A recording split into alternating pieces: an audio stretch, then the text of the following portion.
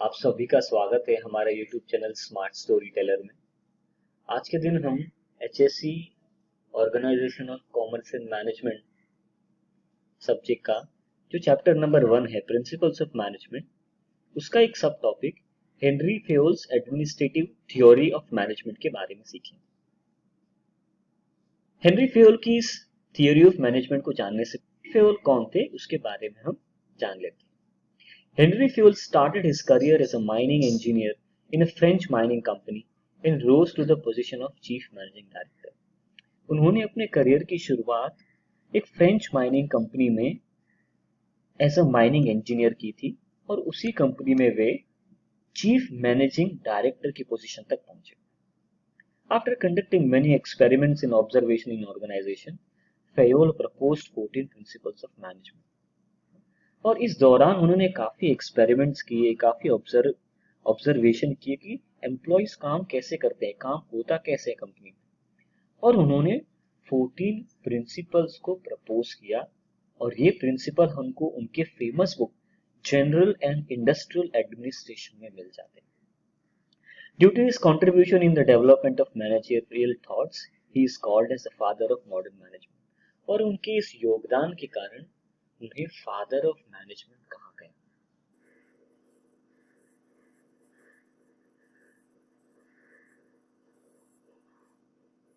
तो फ्रेंड्स, अब हम एक एक करके हेनरी फेयोल के 14 प्रिंसिपल्स ऑफ मैनेजमेंट को सीखते हैं। जो सबसे पहला प्रिंसिपल है वो है division of work. According to Fayol, total work of an organization should be divided into smaller parts, and these parts should be assigned to various employees based on their skills.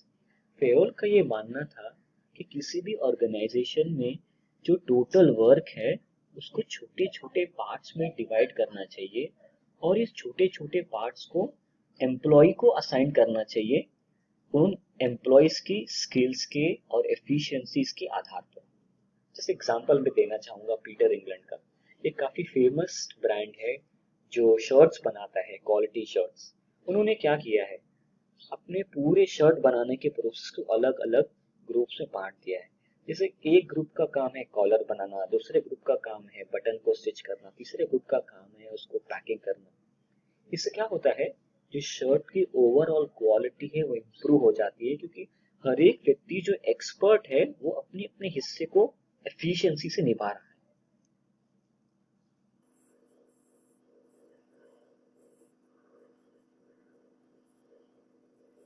Number 2, authority and responsibility. According to Fayol, whenever you assign responsibility to a particular employee, he should also be given the required authority. उनका कहना था, जब आप किसी employ को कुछ काम करने के लिए देते हैं तब उस काम को पूरा करने के लिए आपको उसको अथॉरिटी देना होगा, वो डिसीजन मेकिंग पावर देना होगा। Unless he is given the required authority, he won't be able to perform the task which he has been assigned to. अगर हम ऐसा नहीं करते हैं तो वो अपना काम अच्छे से पूरा नहीं कर पाएगा। For example, if you have assigned a task of producing 10,000 units of cycle to a factory manager, then he should be given the sufficient authority to order the raw materials required for making 10,000 units of cycle. जैसे कि मान लो आपने एक factory manager को 10,000 cycle बनाने का order दिया है, तो आपको उसको अथॉरिटी भी देनी होगी कि भाई रॉ मटेरियल उसको कितना खरीदना है, आप उसमें इंटरफियर ना करें। एट द सेम टाइम जब आपने उनको अथॉरिटी दी है तो फैक्ट्री मैनेजर के ऊपर ये रिस्पॉन्सिबिलिटी भी है कि वो कम से कम वेस्टेज में वो 10,000 साइकिल्स को बनाए। अगर वो ऐसा नहीं कर पाता है तो उसको इसके लिए जिम्मेदार भी माना जाएगा, क्योंकि अथॉरिटी के साथ रिस्पॉन्सिबिलिटी भी आती है।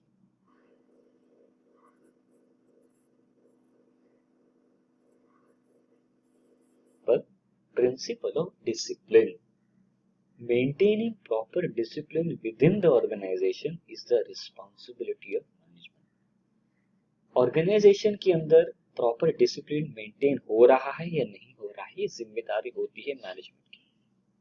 Employee must obey and respect the rules that govern the organization. और एम्प्लॉय को जितने भी नियम बनाए गए हैं, कानून बनाए गए हैं ऑर्गेनाइजेशन में, उसको पालन करना है।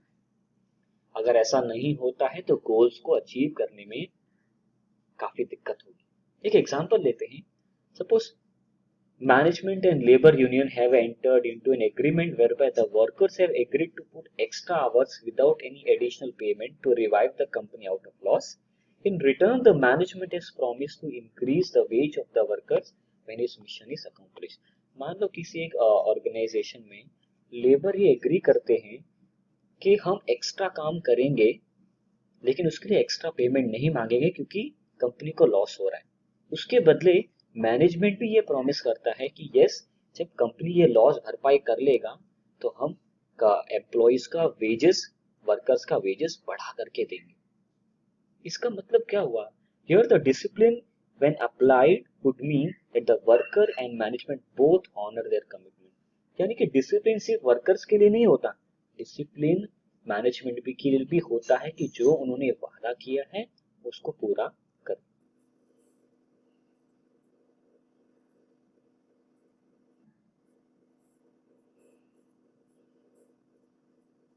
Fourth principle, unity of command. According to Fayol, there should be one and only one boss for every individual employee. It also helps in avoiding confusion. Fayol के हिसाब से कि हर एक एम्प्लॉई के ऊपर एक ही बॉस होना चाहिए इंस्ट्रक्शन देने वाला, जिससे क्या होता है, एम्प्लॉय के मन में कोई कंफ्यूजन नहीं होता। एक एग्जांपल से इसको समझेंगे। Suppose a sales person is asked to clinch a deal with a buyer and is allowed to give 10% discount by the marketing manager. But the finance manager tells that employee not to offer more than 5% discount. अगर मान लो एक sales का person है, उसको marketing manager कहता है कि तुम 10% डिस्काउंट दे सकते हो कस्टमर को अगर किसी प्रोडक्ट को बेचना है तो, लेकिन उसको वही फाइनेंशियल डिपार्टमेंट से ऑर्डर आता है कि नहीं भाई, तुम तो सिर्फ 5% डिस्काउंट दे सकते हो। तो क्या होगा, सेल्स पर्सन वो तो कंफ्यूज हो जाएगा कि मैं मार्केटिंग मैनेजर की बात सुनूं या मैं फाइनेंस डिपार्टमेंट की बात सुनूं। अगर ऐसा नहीं चाहते हैं तो एक एम्प्लॉय के ऊपर ऑर्डर देने वाला सिर्फ एक ही बॉस होना चाहिए।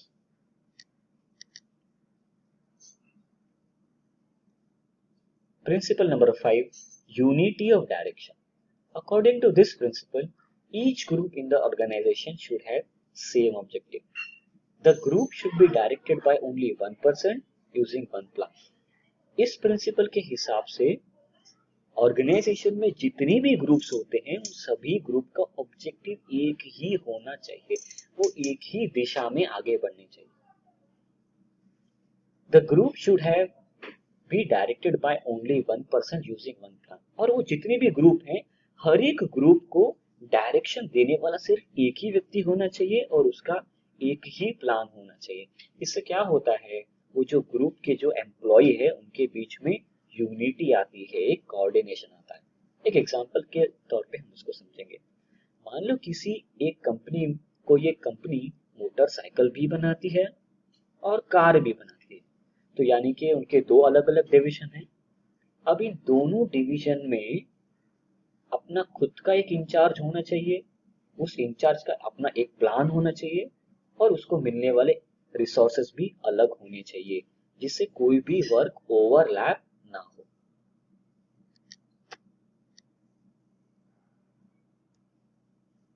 Principle number 6, subordination of individual interest to organizational interest. According to Favor, organizational interest should be given more priority as compared to the individual interest of the employee. Fayol का कहना है कि जो ऑर्गेनाइजेशन का interest है उसको individual यानी कि एम्प्लॉय के इंटरेस्ट से ज्यादा प्रायोरिटी देनी चाहिए, पहली प्रायोरिटी देनी चाहिए। देखो, ऑर्गेनाइजेशन का एक अपना ऑब्जेक्टिव होता है कि ऑर्गेनाइजेशन का ग्रोथ करना है, उसको बढ़ाना है, प्रॉफिट मैक्सिमाइज करना है। वैसे ही इंडिविजुअल वर्कर का भी अपना इंटरेस्ट होता है कि मुझे ज्यादा सैलरी मिले, मुझे ज्यादा प्रमोशन मिले। लेकिन इन दोनों के इंटरेस्ट के अगर तुलना की जाए तो पहला प्राथमिकता ऑर्गेनाइजेशन के इंटरेस्ट को ही देनी चाहिए। जैसे कि एक एग्जांपल के तौर पे मैं आपको समझाना चाहूंगा। Prior to lockdown, Mr. Sameer used to get monthly salary of ₹30,000. Due to lockdown, the management have decided to revise his salary and make it up to ₹22,000. And later on, increase it when the situation is normal, so that the organization doesn't face financial crisis. जैसे कि mister Sameer की जो salary थी वो पहले थी 30,000 रुपए, लेकिन लॉकडाउन के कारण कंपनी की जो आर्थिक स्थिति है वो सेल्स कम होने के कारण बिगड़ गई। तो कंपनी ने क्या डिसाइड किया कि मिस्टर समीर की सैलरी को हम 22,000 कर देते हैं जब तक ये सिचुएशन सही नहीं हो जाती, कंपनी का सेल्स बढ़ नहीं जाता। तो मिस्टर समीर को ये समझना होगा कि ये जो अभी उसकी सैलरी कम की गई है वो कंपनी की हित को ध्यान में रखा है, क्योंकि अगर कंपनी के हित को ध्यान में रखा गया तो आने वाले समय में एम्प्लॉइज का ही फायदा होगा।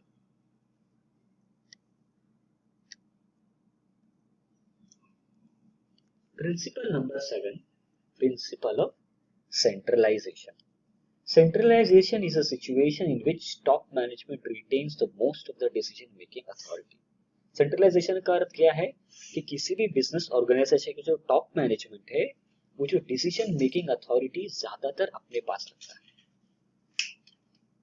Decentralization means disposal of decision making authority to all the level of organization. Decentralisation centralisation का उल्टा है। यहाँ पे जो मैनेजमेंट है वो डिसीजन मेकिंग अथॉरिटी बाकी मिडल और लोअर लेवल को भी डिस्पोज करता है। According to Fayol, there should be a proper balance between centralisation and decentralisation. Fayol के हिसाब से सेंट्रलाइजेशन और डिसेंट्रलाइजेशन दोनों के बीच में एक बैलेंस प्रॉपर होना चाहिए। और ये किस पे डिपेंड करता है कि ऑर्गेनाइजेशन की साइज क्या है, उसका नेचर क्या है, वगैरह वगैरह। Large organisations are more decentralised as compare to others. जैसे जो बड़े ऑर्गेनाइजेशन, जो बड़ी कंपनियां होती है ना मल्टीनेशनल, यहाँ पे डिसेंट्रलाइजेशन ज्यादा दिखाई पड़ता है, क्योंकि अगर अलग अलग देशों में मेरा बिजनेस है और मैं कहूँ कि सारे डिसीजन मैं ही लूंगा तो इसमें समय और एनर्जी की बर्बादी होगी। और इसका उल्टा छोटे ऑर्गेनाइजेशन में सेंट्रलाइजेशन ज्यादा दिखाई पड़ता है। अगर हम गवर्नमेंट की बात करें, देखो इंडिया एक इतने बड़ी कंट्री है, अगर गवर्नमेंट ने कुछ प्लान बनाया है, इसको इम्प्लीमेंट करना है तो गवर्नमेंट खुद नहीं कर सकता, इसीलिए उन्होंने क्या किया है, पूरे पावर को डिसेंट्रलाइज किया है। जैसे अगर आप गांव में देखोगे, गवर्नमेंट की कोई भी योजना कौन पूरा करती है, पंचायत सिस्टम। ये डिसेंट्रलाइजेशन का एक बढ़िया एग्जाम्पल है, जहाँ पे गवर्नमेंट ने डिसाइड किया कि करना क्या है, लेकिन उन्होंने कुछ पावर एकदम लोकल लेवल यानी कि पंचायत लेवल को भी दिया। तो फ्रेंड्स, आई होप ये आपको पूरा समझ में आया होगा। हमने आज 7 प्रिंसिपल्स ऑफ मैनेजमेंट को सीखा है। आने वाले सेक्शन में हम रिमेनिंग 7 प्रिंसिपल्स को सीखेंगे। अगर ये वीडियो आपको पसंद आया है तो हमारे चैनल को सब्सक्राइब करें, लाइक करें और बेल आइकन को प्रेस करें, जिससे आने वाले सभी वीडियो का नोटिफिकेशन आपको मिल जाएगा। Thank you so much for being with me and helping me to part this knowledge with all of you. Thank you.